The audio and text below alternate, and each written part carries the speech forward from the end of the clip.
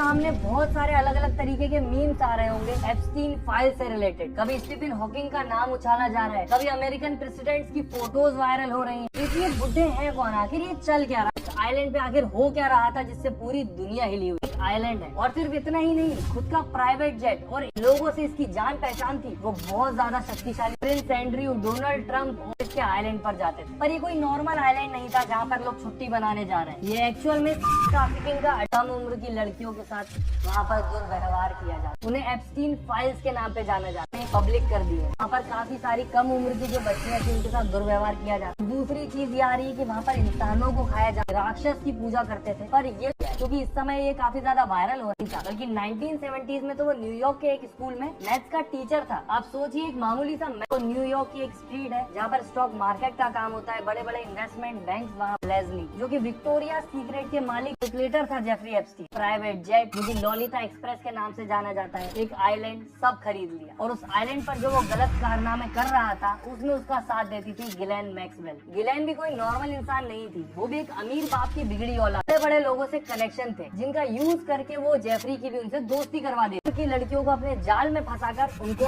Island पर ला और फिर वो लोग मिलकर लड़कियों का शोषण करते। 2005 में पुलिस ने इस केस के ऊपर जांच शुरू करी। एप्स्टीन को उम्र कैद की जगह 13 महीने की जेल हुई और वो 13 महीने भी उसको वर्क करना अलाउड। एप्स्टीन फाइल्स, ये कोई नॉर्मली फाइल्स का विक्टिम वर्जीनिया ने एप्स्टीन की पार्टनर गिलेन मैक्सवेल के ऊपर मानहानि का दावा किया था। पर इसमें टोटल 170 लोगों के नाम है जो वहाँ पर विक्टिम्स थे, उनका नाम विक्टिम ने अपनी गवाही में यूज किया एंड्रयू से। इन पे सबसे बड़ा आरोप है कि जब वर्जीनिया 17 साल की थी तो प्रिंस एंड्रयू ने उनके साथ शोषण किया। यूके रॉयल फैमिली ने इनसे सारे के सारे सम्मान वापिस। बिल क्लिंटन ने काफी बार एप्स्टीन के साथ सफर किया उनके प्राइवेट जेट में। वो काफी बार उनके आइलैंड पर गए। कम उम्र की लड़कियां काफी ज्यादा पसंद और उनकी दोस्ती अभी सवालों के घेरे में है। बाकी स्टीफन हॉकिंग का नाम सबसे ज्यादा मीम्स में वायरल हो रहा है। मैं उन लोगों को इनाम दूंगा जो साबित कर दे कि स्टीफन हॉकिंग ने किसी भी गलत काम में हिस्सा नहीं। डोनाल्ड ट्रंप, वो काफी ज्यादा पुराने दोस्त हैं एप्स्टीन के। उन्होंने एप्स्टीन फाइल्स की जो बातें हैं इनमें इंडिया का क्या कनेक्शन, से पता लगा कि अनिल अंबानी और जेफरी एप्स्टीन का सीधा संपर्क है। यहाँ तक कि मेल पर जो अनिल अंबानी है वो एप्स्टीन से मिलने का